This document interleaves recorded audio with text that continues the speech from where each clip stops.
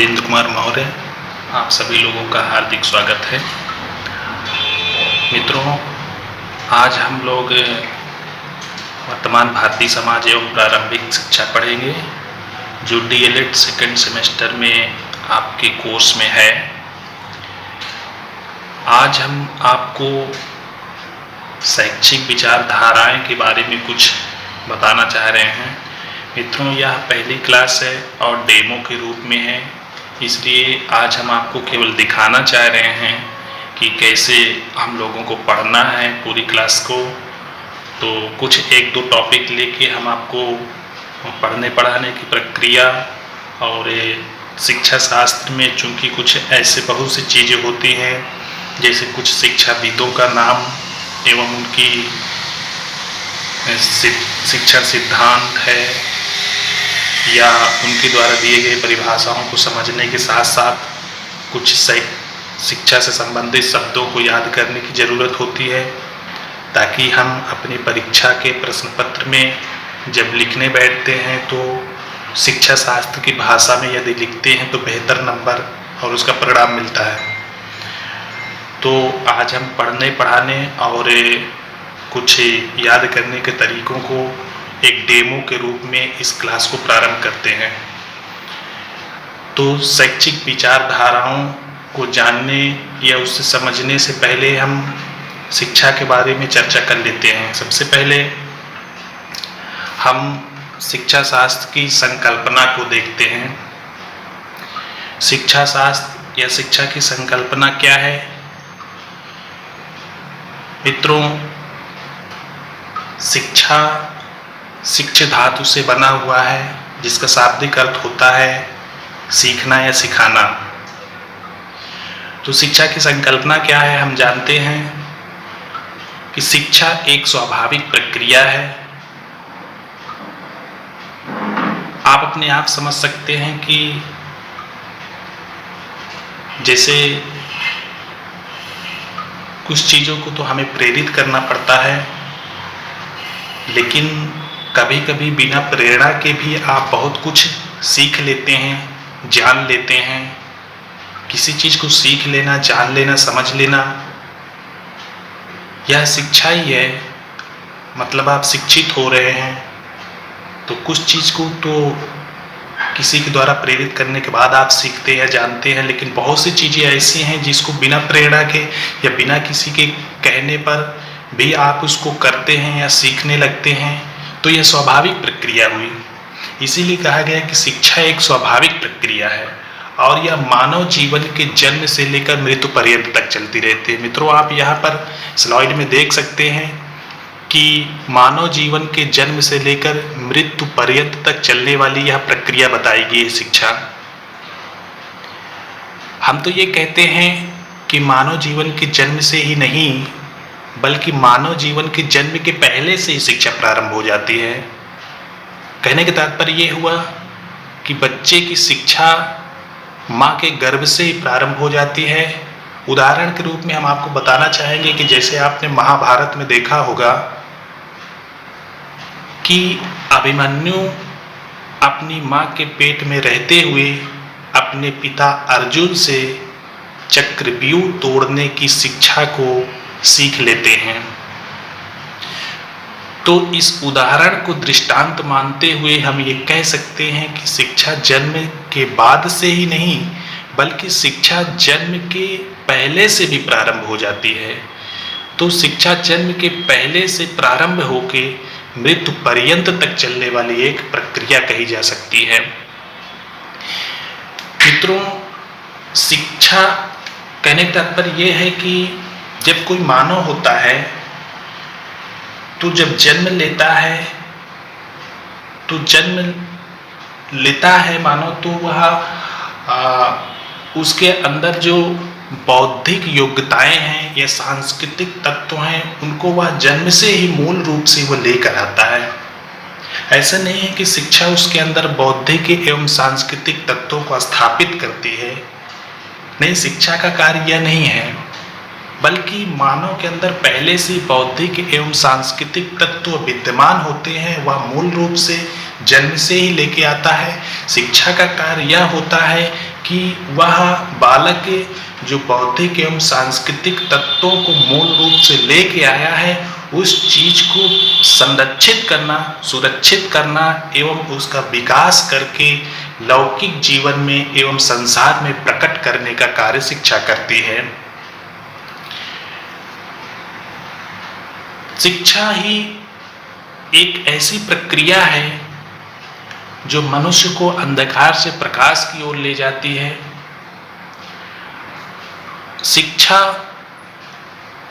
चूंकि मनुष्य के अंदर जो या व्यक्ति का जो व्यक्तित्व होता है उसके समस्त पक्षों का विकास करती है, जैसे शारीरिक पक्ष, मानसिक पक्ष, आध्यात्मिक एवं सांस्कृतिक पक्षों का विकास करके उसको लौकिक संसार में प्रकट करती है।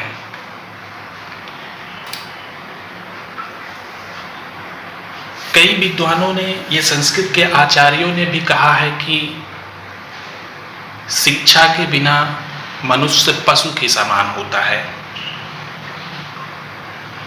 तो शिक्षित व्यक्ति, इस स्लाइड में आप देख सकते हैं कि शिक्षित व्यक्ति और अशिक्षित व्यक्ति को देखने से आप समझ सकते हैं कि जो व्यक्ति शिक्षा ग्रहण करता है, शिक्षित हो जाता है, उसके अंतर्निहित समस्त शक्तियां, जो गुण होते हैं, जो सांस्कृतिक एवं आध्यात्मिक तत्व होते हैं, उसका विकास होता है और संसार में लोक के सामने प्रकट होता है। इस स्लाइड में देखने के बाद पर्सनालिटी से आप समझ सकते हैं कि शिक्षा से पर्सनालिटी का भी विकास होती है। और दूसरी तरफ ये है कि जो व्यक्ति शिक्षा ग्रहण नहीं करता है, जो अशिक्षित रह जाता है, वह बात बात में एक दूसरे से लड़ाई झगड़ा इत्यादि में तुला रहता है। तो दोनों चित्रों को आप देख के स्लाइड में आप अपने आप समझ सकते हैं कि शिक्षा हमारे जीवन में किस प्रकार से अहम भूमिका निभाती है। इसी प्रकार अनेक विद्वान शिक्षाविद ने अपने अपने अनुसार शिक्षा की अलग अलग परिभाषाएं दी हैं, वो हम बाद में देखेंगे और पढ़ेंगे और उनकी परिभाषाओं को याद करने के भी प्रयास करेंगे, क्योंकि आपके प्रश्न पत्र में आता है विवेकानंद के अनुसार शिक्षा की परिभाषा, रविन्द्रनाथ टैगोर के अनुसार शिक्षा की परिभाषा, महात्मा गांधी के अनुसार शिक्षा की परिभाषा। तो ये भिन्न भिन्न विद्वानों के अनुसार शिक्षा की परिभाषा आपको लिखनी होती है। लेकिन जब बहुत ढेर सारी आप अनेक विद्वानों के अनुसार शिक्षा की परिभाषा पढ़ लेते हैं, किसी प्रकार याद भी हो जाता है, आपको समझ भी लेते हैं, तो परीक्षा के समय आप क्या हो जाता है कि आप कंफ्यूज हो जाते हैं। परिभाषा तो आपको याद होती है, लेकिन आप ये भूल जाते हैं कि ये परिभाषा विवेकानंद ने दी है या रविन्द्रनाथ टैगोर की परिभाषा है, महात्मा गांधी की परिभाषा है। ये चीज़ आप भूल जाते हैं और गलत करके चले आते हैं। मित्रों, हम आपको बताएंगे कि इन सारी परिभाषाओं को कैसे आपको समझना है, कैसे याद करना है, और ट्रिक के माध्यम से हम आपको वो सारी कन्फ्यूजन को दूर करने का प्रयास करेंगे। जैसे दूसरे के परिभाषा को आप दूसरी शिक्षा विधि के अनुसार लिख के चले आते हैं, तो ये सारी परिभाषाओं को हम ट्रिक के माध्यम से सीखेंगे, याद करेंगे और समझेंगे। अभी केवल डेमो के रूप में हम आपको स्लाइड दिखा रहे हैं, और चैप्टर हमारा है आप आज का जो कि हमें पढ़ना है, शैक्षिक विचारधाराएं। तो शैक्षिक विचारधाराओं में हम आपको दिखा रहे हैं कि कैसे आपको कुछ उनके विचारधाराएं होती हैं, उनके सिद्धांत होते हैं, उनकी विधियां होती हैं, आपके एग्जाम में आते हैं, कैसे आप उसको याद रख सकते हैं, कैसे आप उसको समझ सकते हैं। तो शैक्षिक विचारधारा में 3 विचारधाराएं हैं। सबसे पहले हम जान लेते हैं कौन कौन से हैं। आदर्शवाद, प्रकृतिवाद और प्रयोजनवाद। फिर से समझिएगा, आदर्शवाद, प्रकृतिवाद और प्रयोजनवाद। तो सबसे पहले हम आदर्शवाद के बारे में चर्चा करते हैं। डिटेल से तो नहीं हम आपको आज पढ़ा रहे हैं, केवल हम आपको अभी तक हमने ये बताया है कि कॉन्सेप्ट कैसे करना है, कैसे परिभाषा को समझना है, और उसके बाद किसी चीज़ों की जो विधियां हैं, सिद्धांत हैं, उसको किस ढंग से याद किया जा सकता है। तो दूसरा यह है कि हम आपको ट्रिक के माध्यम से इन सारी शिक्षण विधियों को एवं उनके सिद्धांतों को याद कराएंगे। तो सबसे पहले आदर्शवाद के कुछ शिक्षण सिद्धांतों को आज याद करते हैं डेमो के रूप में। अगली बार से यदि आप लोग कमेंट्स करके बताइएगा कि आपको वर्तमान भारतीय समाज एवं प्रारंभिक शिक्षा के सारे चैप्टर्स को क्रम से पढ़ना है डिटेल से, या आपको इम्पॉर्टेंट चैप्टर्स को पढ़ना है, ये चीज़ अब आप तय करेंगे।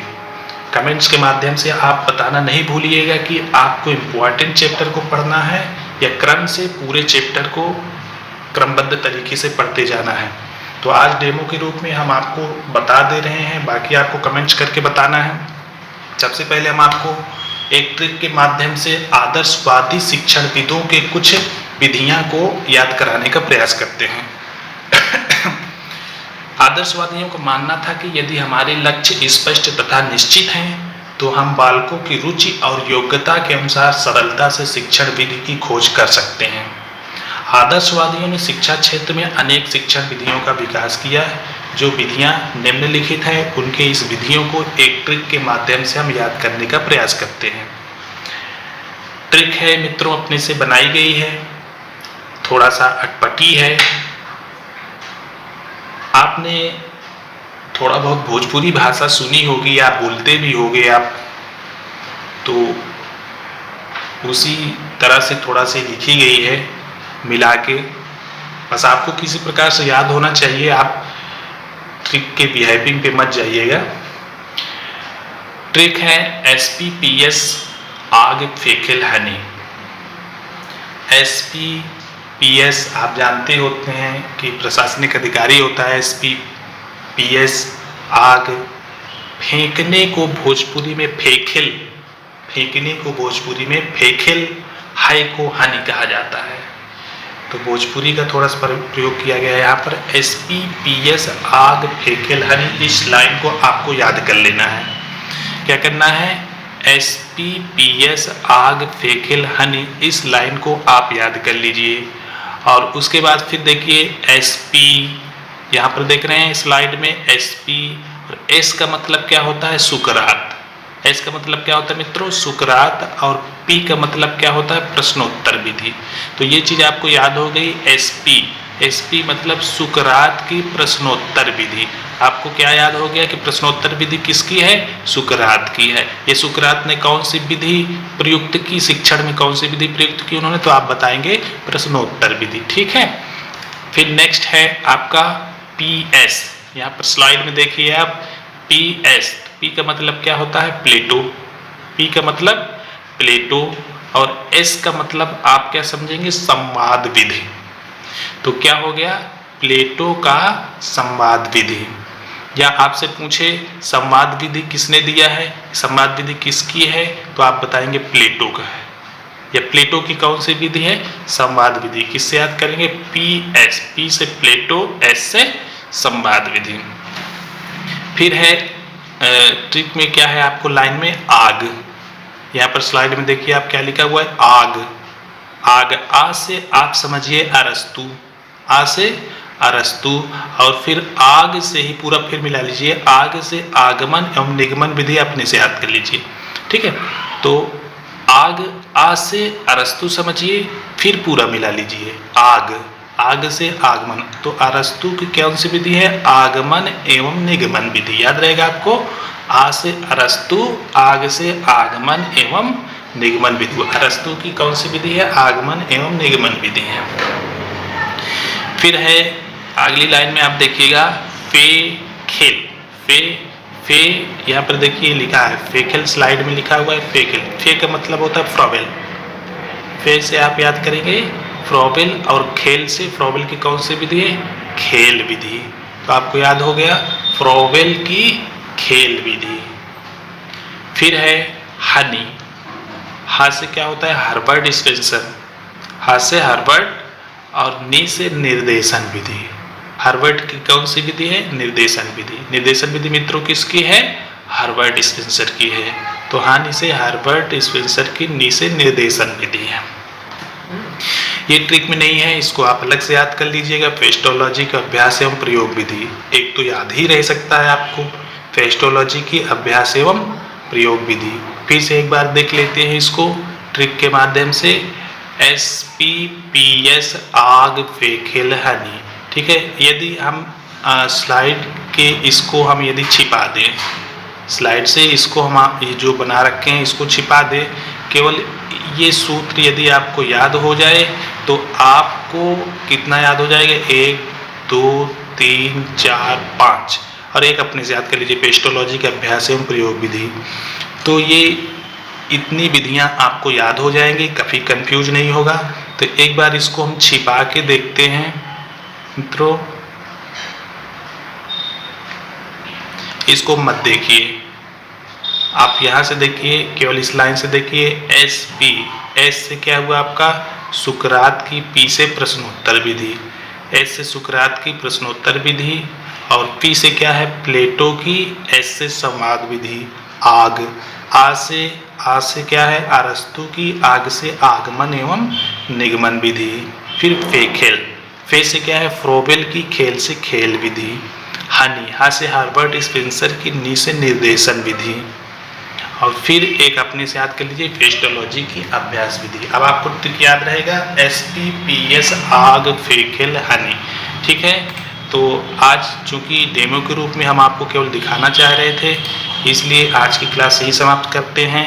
मित्रों आप कमेंट्स करना नहीं भूलिएगा, कमेंट्स करके आप यह ज़रूर बताइएगा कि नेक्स्ट चैप्टर आपको क्या पढ़ना है, कैसे पढ़ना है, किस प्रकार पढ़ना है। तो हम आपको वैसे ही पढ़ाने का प्रयास करेंगे। धन्यवाद।